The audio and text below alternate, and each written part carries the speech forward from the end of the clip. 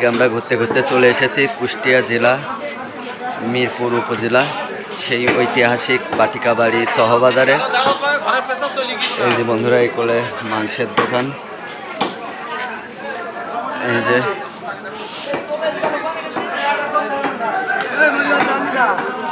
আসলে গ্রামগঞ্জের হাটে কিন্তু এই মিষ্টি খুব পপুলার, বা এই মিষ্টি ছাড়া কিন্তু হাটটা জমে না।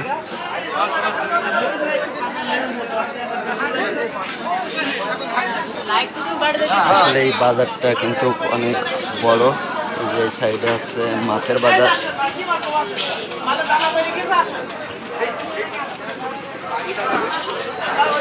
এই বাজারটা কিন্তু অনেক বড়, বা এই বাজারে কিন্তু 10-15 গ্রামের মানুষ এখানে বাজার করে।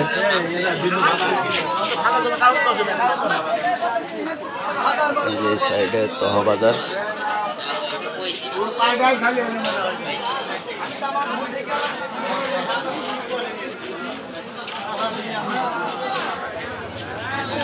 আসলে বন্ধুরা, এই সব হাটগুলোতে কিন্তু যা সবজি পাওয়া যায় সম্পূর্ণই কিন্তু টাটকা সবজি।